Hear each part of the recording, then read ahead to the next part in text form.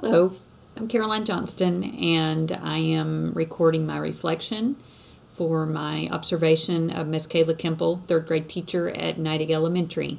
I had the privilege of observing her. I've seen her in action several times, but this is the longest period of time that I've actually been able to sit and observe, and was overjoyed by what I saw.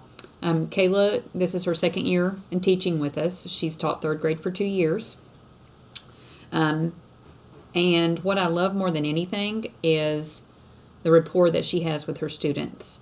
I kind of feel like that if you're building a house, the foundation of the house is the relationships and the rapport with the students. And very much like myself as an educator, she solidified that from the very beginning. It reminded me of me telling my fifth graders, we spend more time with each other than we do with our home family. So consider this a family, and we've got to all do our best. Every single time Kayla went from one setting to another, where it was from the large group area to the small group tables to reviewing students' progress throughout the room, she continued to set behavior expectations.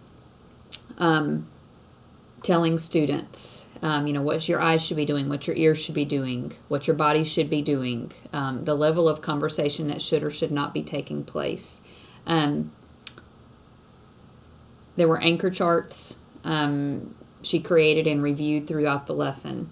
Those that she had already reviewed previously or created previously were right there for easy reference and viewing on the students when she reviewed what a legend was and elements that make up a legend with her kiddos crowded around her on the carpet. She positively reinforced both behaviors and responses, even if it wasn't a 100% target response. Kayla saw positivity in what the students said and kept them engaged and feeling motivated to take risks and try again.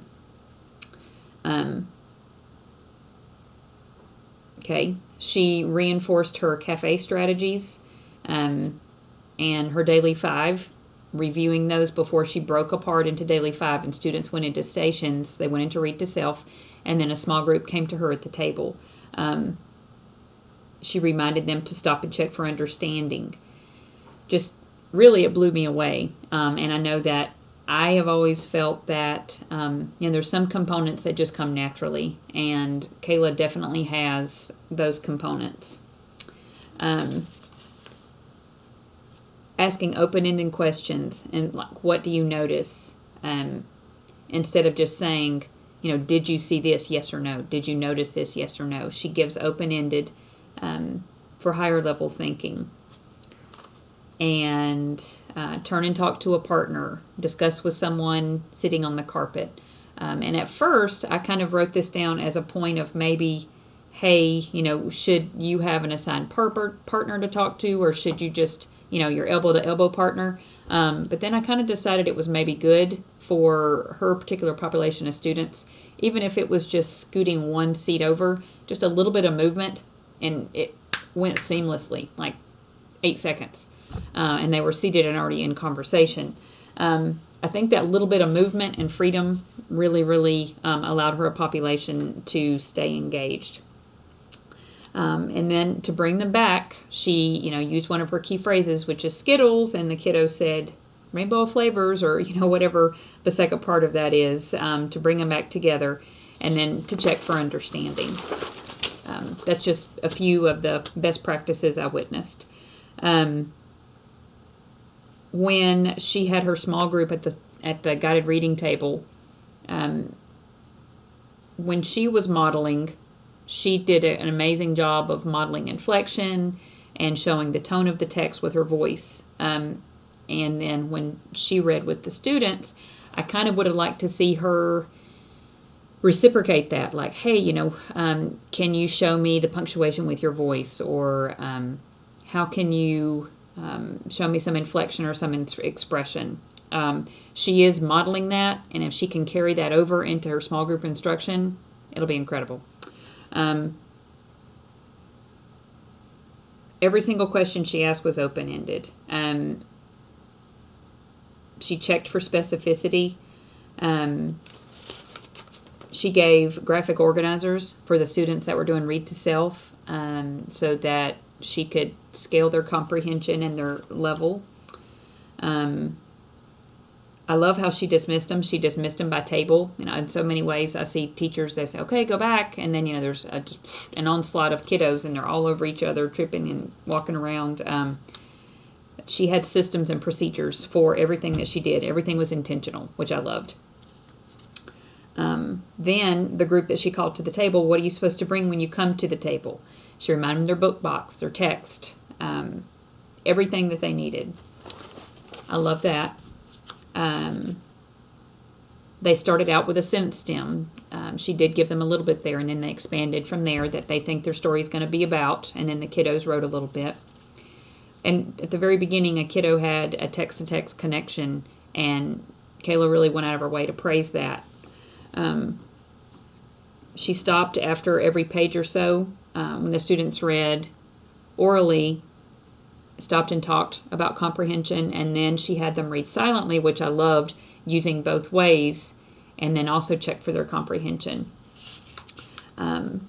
Gave positive reinforcement, checked her vocabulary understanding, which is very, very positive, just based on our high LEP population.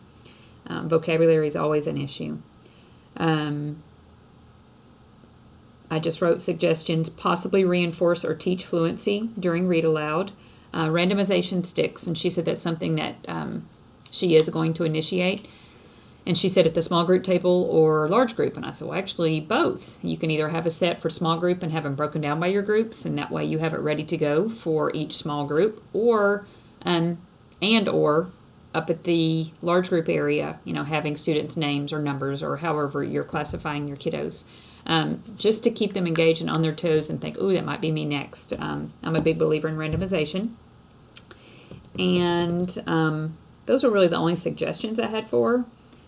And then possibly I did say when she had her small group at her table, and then she said, oh, we're not going to be able to finish this book today, which if she's meeting with them tomorrow, I'm good with that. But I did have the suggestion of if she were not meeting with the group the very next day, possibly let them take the text back to their seat with a graphic organizer so they could finish reading to self silently and could complete that, and then they could bring that to the table next time and as a group go over their findings and their inferences.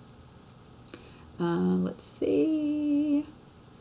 At the small group, I loved them. She gave, okay, I'm going to give you 3 minutes to talk with the person beside you on this.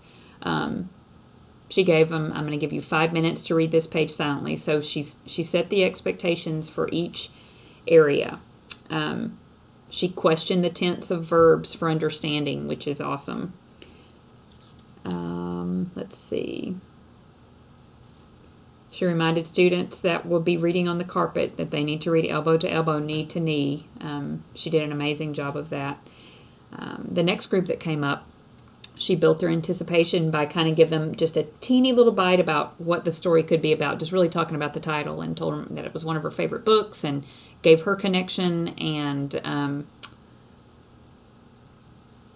she even sang a little song, which was adorable. And then she gave a stem for there to start their prediction as well. So I'd love to go back and watch her in action in math, which is actually her forte. And then she actually wants me to help her kind of guide through some science lessons. And I'll be mentoring her through that. But amazing teacher, covered up with best practices. She's actually mentoring a first-year teacher that was alternatively certified this year. So I'm real proud of Kayla. And she's a rock star and was a great example for me to observe. Thank you very much.